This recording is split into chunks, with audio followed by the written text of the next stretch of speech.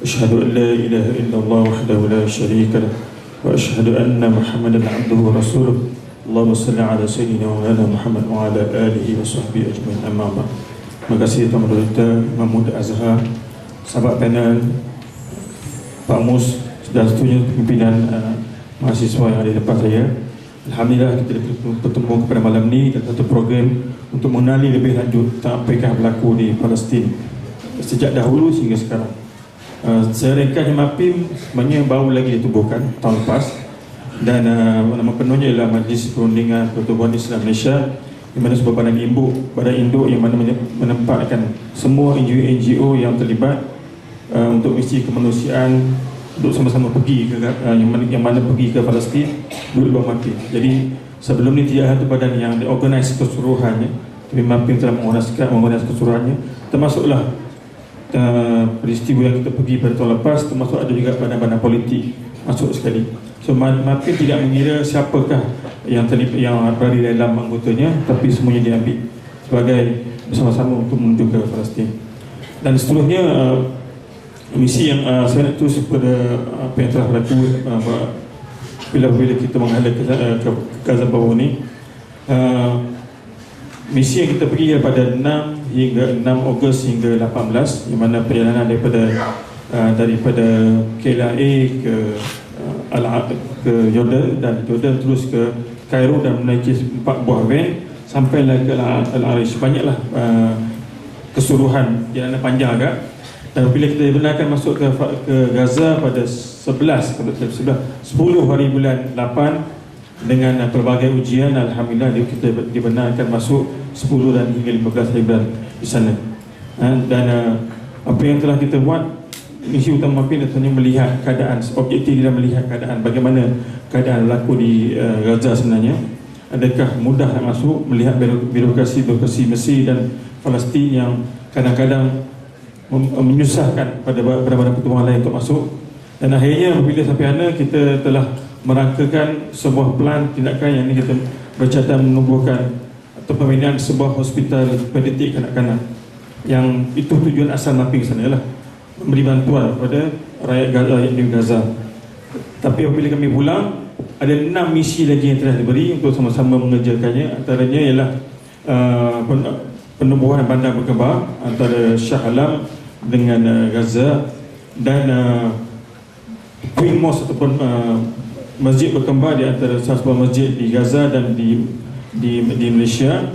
Dan seterusnya pembinaan jalan raya sejauh 7 km dan penubuhan sekretariat Majlis Syura di Gaza.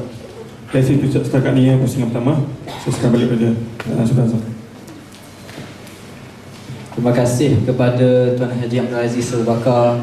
Begitulah sikit sebanyak pengenalan yang telah pun diberikan oleh Tuan Haji berkenaan dengan sejarah penubuhan MAPIM, peranan MAPIM dan yang terlibat di bawah MAPIM, dan gerak kerja yang dijalankan oleh MAPIM yang mana kebanyakan menjurus ke arah bagaimana untuk membebaskan semula dan menyelamat, membantu saudara Islam kita di Palestin. Jadi itulah, mudah-mudahan kita dapat kenal lah lebih rapat MAPIM. Cuma dalam masa forum ni, kalau nak kenal lebih rapat tu mungkin agak sukar lah kan. Jadi kalau nak tahu lebih rapat lagi, bukan dalam forum, lepas ni lagi terus dapatkan kontak, dapatkan nombor pejabat dan sebagainya, terus lepas ni bergiat terus, maka barulah kenal lebih rapat dan terus menjiwai MAPIM, insya-Allah. Cumanya kita malam ni tajuk utama kita sedetik bersama mangsa. Disebut kata mangsa ni simpati rasanya, tapi bukan itu yang dirasa oleh panel kita. Bukan itu yang dia tak pernah rasa dirinya patut simpati orang. Dia tak rasa dirinya patut dapat belas kasihan orang. Bahkan itu menjadi satu inspirasi dalam diri dia untuk terus balik bercerita kepada semua masyarakat. Inilah keadaan sebenar. Inilah kita sebagai seorang umat Islam perlu laksanakan itu, ini dan sebagainya untuk memartabatkan agama kita, terutama menyelamatkan saudara mara kita di Palestin. InsyaAllah antara perkara-perkara perjuangan untuk sampai ke Palestin mestilah terselit beberapa peristiwa-peristiwa. Cumanya di sini mungkin lebih berhak menceritakan istilah semestinya adalah Brother Mustafa kita yang akan menceritakan pada awal detik beliau sehinggalah pengalaman-pengalaman yang mengejutkan yang boleh kita kongsi pada insya-Allah. Jadi majlis dengan segala mempersilakan Fadil Brother Mustafa untuk menceritakan. A'udzubillahi minasyaitonir rajim. Bismillahirrahmanirrahim. Alhamdulillah, thumma alhamdulillah. Nahmaduhu wa nasta'inuhu wa nastaghfiruh wa na'udzu billahi min shururi anfusina wa min sayyiati a'malina. Man yahdihillahu fala mudilla lahu wa man yudlil fala hadiya lahu. Asyhadu an la ilaha illallah wa asyhadu anna Muhammadan 'abduhu wa rasuluh. Amma ba'd. Saudara moderator, nak panggil brother ke apa? Panggil bro juga. Sebab setengah orang tu bila sebut imam, dia kena pakai lain. Jadi saudara imam kita, imam muda kita, saudara Khairul Azhar. Sudahlah Khairul Azhar pula. Di sebelah kiri saya saudara Abdul Aziz, pernah memanggil saya di Sapura. Selepas saya dipanggil, saya pun datang. Saya menceritakanlah betapa seksa dan sengsaranya saudara-saudara kita di Gaza. Dan salah satu dari hal yang mungkin menarik perhatian beliau sehingga saya dapat tarik pergi ke Gaza ialah, saya katakan pada petang itu, siapa saja yang masih lagi menyokong perjuangan Israel Amerika Syarikat dengan menghisap rokok, saya katakan kepada mereka, lebih baik anda tinggalkan sekarang juga. Saya katakan. Sebab apa? Industri rokok adalah merupakan industri terbesar yang menyokong dan membantu sehingga wujudnya Israel sampailah ni. Jadi kalau ada saudara-saudara, insya-Allah bukan di sini, saya harapkan kalau ada yang menghisap rokok, tolong berhenti malam ini juga. Ambil rokok tu ramai-ramai letak kat kaki. Kenapa? Sebelum saya nak masuk ni, Bro Azhar Khairul, sebabnya ketika saya dipanggil bersama dengan nama programnya Freedom Flotilla. Freedom Flotilla itu bermakna kapal-kapal kecil yang bersama dalam satu misi peperangan. Itu maknanya flotilla, bahasa Itali. Freedom, itu freedom lah, flotilla. Jadi saya bersama dengan 11 orang. Waktu itu pada bulan Mei. Jadi saya terpilih di kelompok NGO dari barat.